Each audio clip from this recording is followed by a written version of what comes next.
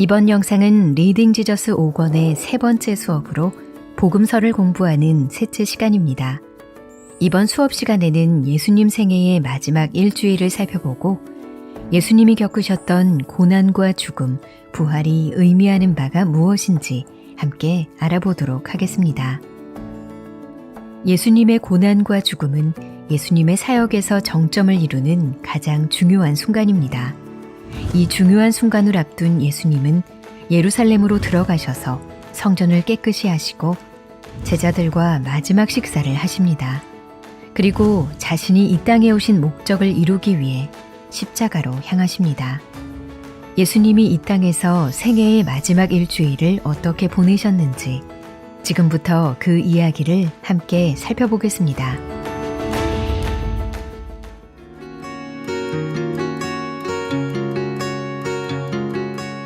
예수님 생애의 마지막 일주일은 예루살렘 입성으로 시작됩니다. 나귀를 타고 예루살렘에 들어오시는 예수님의 모습은 구약의 말씀이 성취되는 것을 보여줍니다. 예수님은 왕으로 예루살렘에 들어오셨고 사람들은 그 모습을 보고 이렇게 소리쳤습니다. 호산나 찬송하리로다. 주의 이름으로 오시는 이여. 찬송하리로다. 오는 우리 조상 다윗의 나라여. 가장 높은 곳에서 호산나. 여기서 호산나라는 말은 여호와여 구하옵나니 이제 구원하소서라는 뜻으로 이들의 외침은 시편 118편의 성취를 보여줍니다. 사람들은 예수님께서 지나가시는 길 위에 겉옷을 펼치고 종려나무 가지를 흔들며 예수님을 환영했습니다. 6월절 때에 나귀를 타고 예루살렘에 입성하신 예수님이 사람들로부터 호산나 찬양을 받으시는 이 장면은 예수님이 곧 약속된 메시아이심을 드러냅니다. 예수님께서는 자신이 이 땅에 오신 참 목적을 밝히 드러내어 사람들에게 알게 하고자 하셨습니다. 그러나 이때까지도 사람들은 여전히 예수님이 메시아가 되신다는 것이 어떤 의미인지 깨닫지 못했습니다.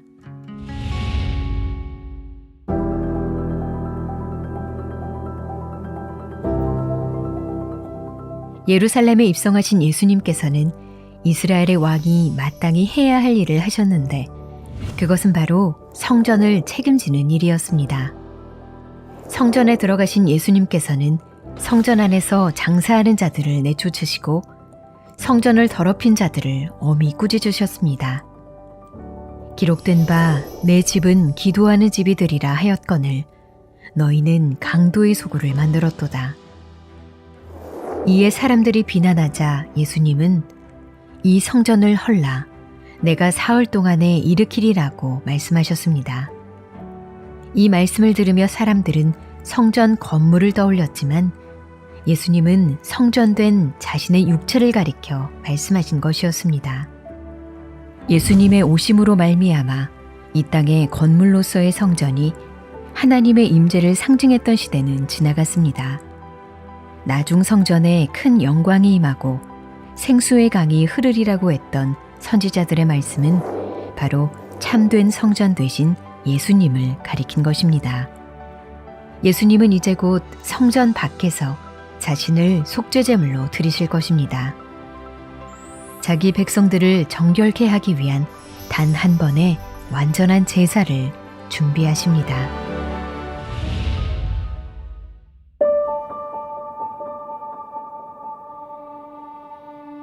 죽음을 앞두고 예수님은 제자들과 마지막 만찬을 나누십니다.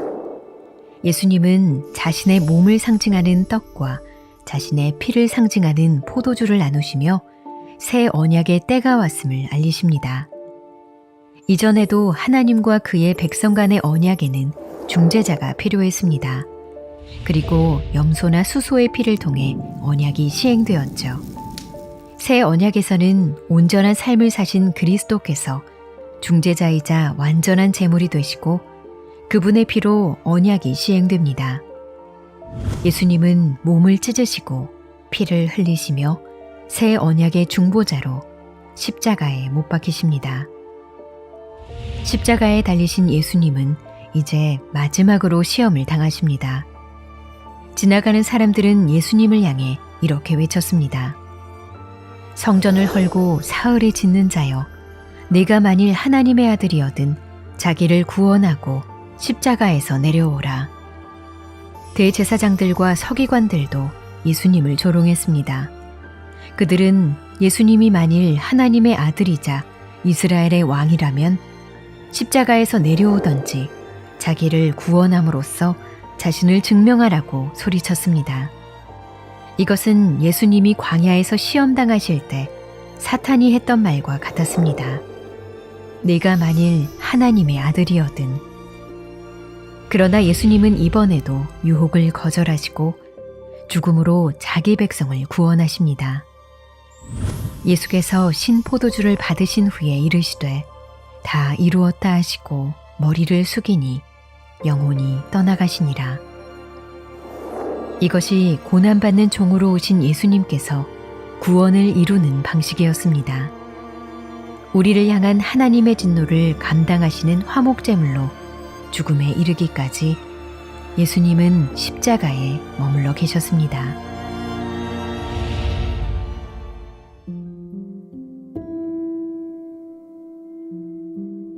예수님이 숨을 거두시자 온 땅에는 어둠이 임했고 성소의 휘장이 위에서 아래로 찢어졌습니다. 예수님의 몸은 무덤으로 옮겨졌고 무덤의 입구는 큰 돌로 막혔습니다. 그러나 사복음서는 예수님의 죽음으로 끝나지 않고 영광스러운 부활의 이야기로 이어집니다. 안식일 다음 날 새벽, 막달라 마리아와 몇몇 여인들이 예수님의 무덤에 찾아갑니다. 그러나 무덤은 비어 있었고 천사가 여인들 앞에 나타나죠. 천사는 예수님이 죽은 자 가운데서 살아나셨다고 선언하며 제자들에게 이 소식을 전하라고 합니다. 예수님께서 자신이 십자가에 못 박히고 제3일에 다시 살아나리라고 말씀하신 것을 떠올린 여인들은 두려워하면서도 크게 기뻐합니다. 그들은 부활의 소식을 전하러 제자들이 있는 곳으로 뛰어갑니다. 그리고 그 길에서 예수님이 그들을 직접 만나시고 위로하시죠. 사복음서는 모두 무덤이 비어 있었다는 언급이나 다시 사신 예수님이 제자들 앞에 나타나신 사건 혹은 예수님이 죽은 자 가운데서 부활하셨다는 말로 끝납니다. 예수님의 부활을 기점으로 하나님의 구원 역사는 전환점을 맞이해야 합니다. 부활하신 예수님은 온 땅의 권세를 가지신 하나님의 아들로서 제자들에게 모든 민족을 향해 나아가라고 명령하십니다. 이로써 복음이 더 풍성하고 선명하게 모든 민족에게 전파되기 시작하죠. 새로운 사명을 받은 제자들은 죽으시고 부활하신 예수의 이름을 온 땅에 전하는 거룩하고 영광스러운 사역을 시작하게 됩니다.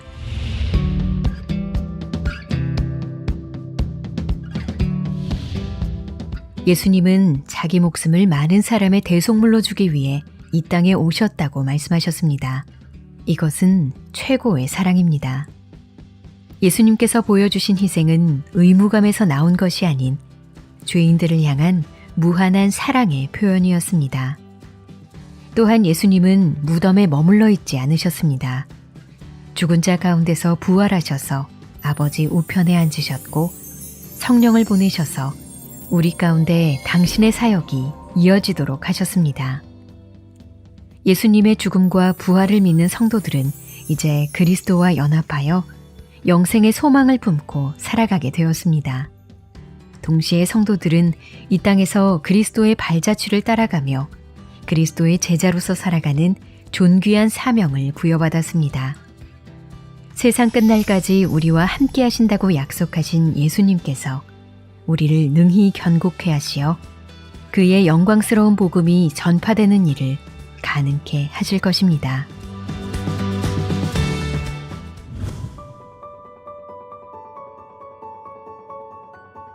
다음 영상은 리딩 지저스 5권의 네 번째 수업으로 요한복음이 전하는 예수님의 삶과 죽음, 부활의 이야기를 다시 살펴보며 예수 그리스도께서 우리에게 주시는 풍성한 생명과 그것이 우리 삶에 어떠한 의미를 갖는지에 대해 함께 알아보겠습니다.